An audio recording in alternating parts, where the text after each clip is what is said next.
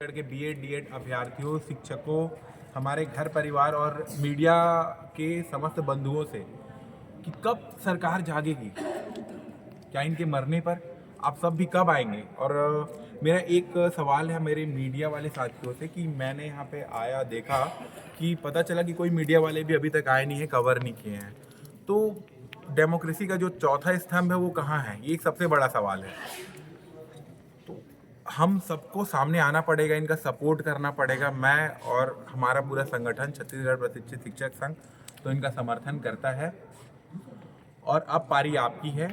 ये एक मात्र डीएड अभ्यर्थियों का या बीएड अभ्यर्थियों का आंदोलन नहीं है। बीएड वाले भाइयों का अच्छा हुआ, उनको तो एक न्याय मिला, लेकिन डीएड वाले भाइयों का क्या, इनके साथ अन्याय क्यों हो रहा है? ये तो काबिल है ना। 11 मेरे को अच्छे से याद है, 11 अगस्त 2023 सुप्रीम कोर्ट का जजमेंट आया था इस पे, राजस्थान वाले केस पे। तब हम बीएड वाले, मैं खुद बीएड वाला हूँ भाई, ऐसा कुछ नहीं, मैं खुद बीएड वाला हूँ, बाहर हो गए। ठीक है, नियम सबके लिए हो गए बाहर। अब इनको ज्वाइनिंग मिलना था, ये हकदार है, नया नियम बन गया ना, तो दो ना इनको ज्वाइनिंग। एक के साथ आपने भला किया, एक लगे लोग आए थे जैसा ज्वाइनिंग दिया, जो कि आपने उनको बैठा दिया। इनके साथ न्याय क्यों? ये तो काबिल है, टेट पास है, एग्जाम दे आए हैं, लिस्ट में नाम है, तो आप क्यों लिस्ट नहीं जारी कर रहे हैं? क्यों इनको नहीं ले रहे हैं? क्या सरकार के पास मजबूरी है? क्या आपके पास पैसे की कमी है? तो ये जो आप नया नया माइंस खन रहे हैं, कटघोरा में फिर ये यूरेनियम प्लांट कर रहे हैं, लगातार प्लांट लगा रहे हैं, कोयला पे नंबर 3 है। पैसे की तो हमारे पास कमी नहीं है, दिक्कत क्या आ रहा है आपको?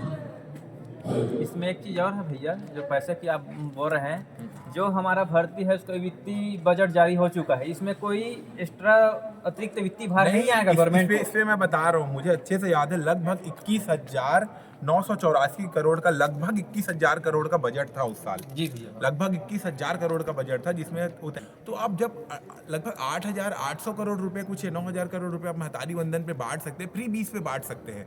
आप जब बिहार में 10,000 रुपए 75 लाख महिलाओं के अकाउंट में डाल सकते हैं, तो आप इन लोगों को ज्वाइनिंग क्यों नहीं दे रहे हैं? आप क्या चाहते हैं कि इनमें से जो है 1300 लोगों को जो आप लटका के रखे हो, उनमें से 1,000 लोग आमरण अनशन पे मर जाएं, तो बचे हुए 300 लोगों को आप ज्वाइनिंग दें? अब चाहते क्या है गवर्नमेंट, ये स्पष्ट कीजिए। और एक बात है, आप इन तक नहीं पहुंचेंगे तो कल ये आप तक पहुंचेंगे, ठीक है? अगर इनमें से किसी के भी साथ अप्रिय घटना घटती है तो डीएड वाले अभ्यर्थी तो रहेंगे, साथ में मैं बीएड वालों को भी लेके आऊँगा, और जितने छत्तीसगढ़ के डीएड बीएड संगठन हैं सबको साथ लाके फिर वो घमासान मचाएंगे कि आप सोच नहीं सकते। नेपाल तो एक उदाहरण है, हमारी भी पारी है, देख लो आपको क्या करना है।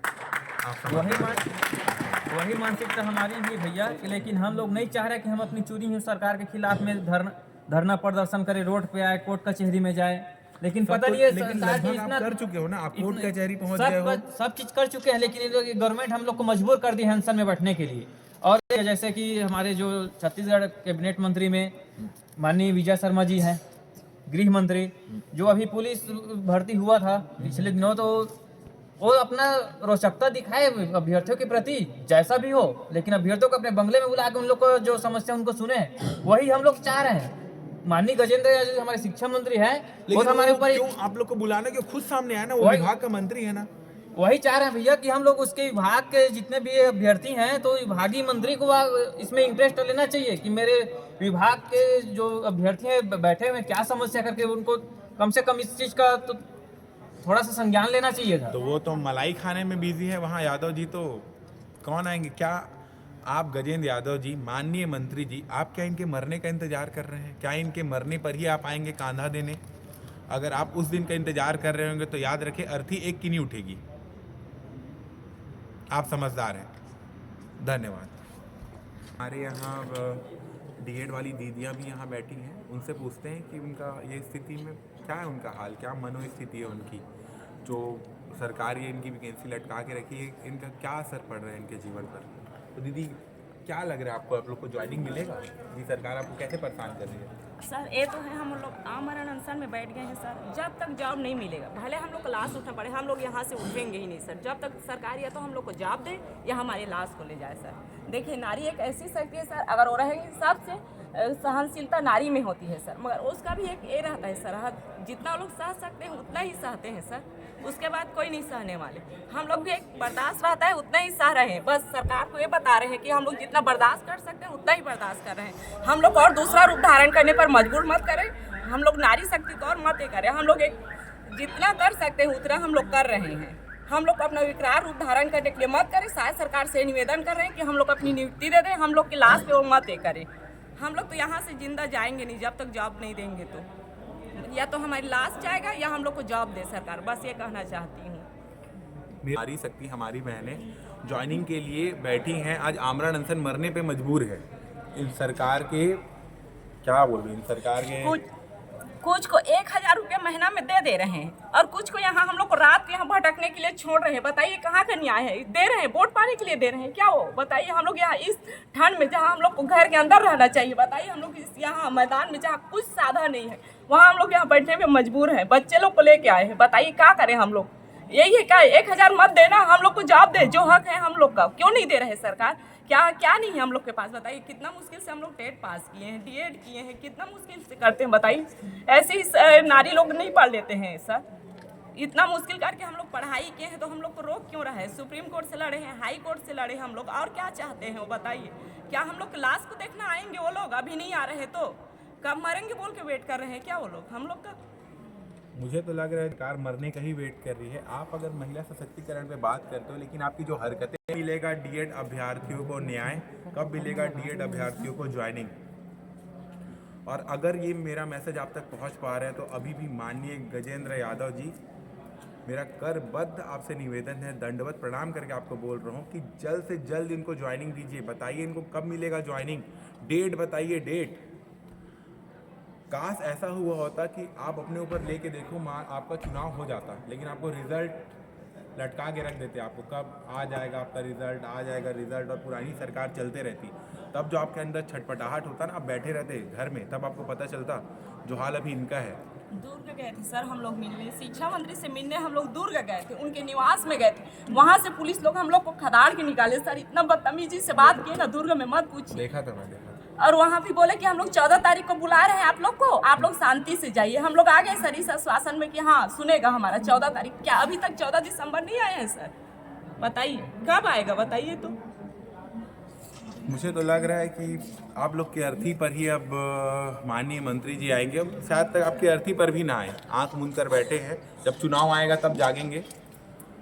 लेकिन आप अगर इनको अभी रुला रहे हो तो चुनाव दूर नहीं है। किसी का बददुआ नहीं लेना चाहिए, किसी का बददुआ खाली नहीं जाता है सर, समय सबका है। बीएड डीएड अभ्यर्थियों का तो बददुआ कभी खाली जाएगा भी नहीं। याद रखो, पुरानी सरकार को पलटने वाले भी हम हैं, और आप अगर आपकी सरकार पलटेगी तो कारण हम ही बनेंगे, और हम नहीं, और सबसे बड़ा कारण तो आप बनोगे। जो आपका ये जो निरंकुश आप बन के बैठे हो ना, मुख बधिर बन के जो आप बैठे हैं घर में, ये सबसे बड़ा कारण होगा। कब मिलेगा डीएड वालों को न्याय, सबसे बड़ा सवाल है। अगर मेरा मैसेज आप तक पहुंच रहा है तो पुनः बार बार मैं आपसे ये रिक्वेस्ट करता हूं कि डेट बताइए कब मिलेगा इनको ज्वाइनिंग। उन अधिकारियों को फटकार लगाइए जो इनको वापस भेज देते हैं, डांट फटकार के कि मैं आपको ज्वाइनिंग नहीं दे सकते, हम लोग आपको ज्वाइनिंग नहीं देंगे, हमको जितने लोगों को लेना है उतने लोग को लेना है। भाई वो अधिकारी होता कौन है? लेने वाला उसके घर में, अपने घर में नौकरी दे रहा है क्या वो? कब मिलेगा इनको न्याय? और माननीय महोदय, अगर आप 14 तारीख को 14 दिसंबर को बोले थे मिलने के लिए, 14 नवंबर को लेने बोले थे, अभी तो जनवरी आने वाला है। तो क्या मैं आपके घर में एक डब्बा बादाम भेजाऊंगा? क्या पता उससे आपकी बुद्धि आ जाए या आपका स्मरण शक्ति तेज हो जाए। कब देंगे आप इनको ज्वाइनिंग?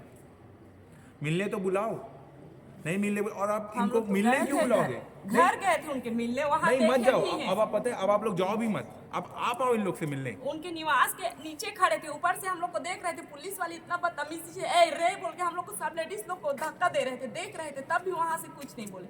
वहाँ से हम लोग को पैदल उनके कार्यालय तक ले गए, 4-5 किलो हम लोग सब पैदल चले हैं, बताइए।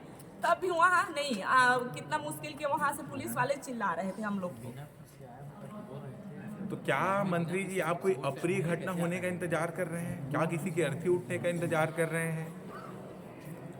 ये बताइए, क्या वोट मांगने आते हैं? कोई पूछ के आते हैं क्या घर में?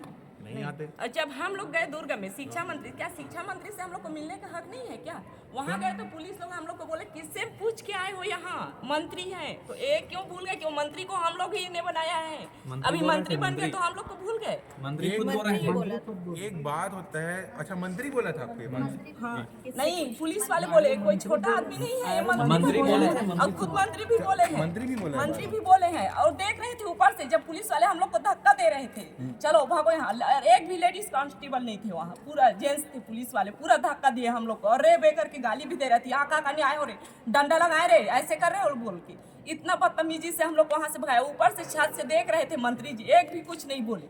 बताइए किस ऐसे हम लोग पहुँचे, तब भी कार्यालय चलो हम लोग ऐसे सोचे मिल तो ले, हमारी बात सुन तो ले, बोल कार्यालय तक 5 किलोमीटर तक हम लोग पैदल गए, वहाँ तब भी हम लोग को नहीं मिला। बोले कि 14 नवंबर को आप लोग को बुला रहे हैं, सब अभी बोर्ड चल रहा है, हम लोग देख रहे हैं 14 नवंबर कब आएगा, अभी तक 14 नवंबर आया ही नहीं है। बताइए। तो ये हाल है छत्तीसगढ़ में शिक्षा व्यवस्था का, सुशासन का, कि बिना महिला कांस्टेबल के हमारी बहनों के साथ ये दुर्व्यवहार हो रहा है जब मिलने जा रहे हैं तो, और जब ये थक हार के जब मरने की स्थिति में आ गए हैं, आमरण अनशन में बैठे हैं, तो कोई देखने वाला नहीं है, कोई पूछने वाला नहीं है।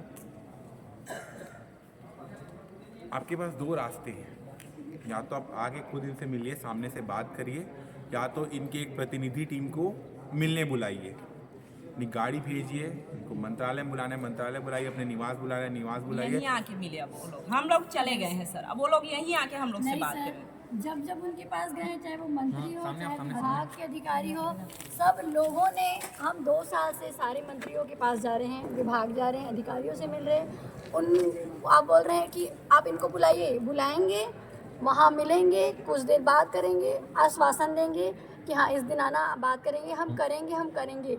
हम उप मुख्यमंत्री पास गए, विधायकों के पास गए, और हम शिक्षा मंत्री से भी मिले, हाँ संज्ञान में है, ध्यान में है।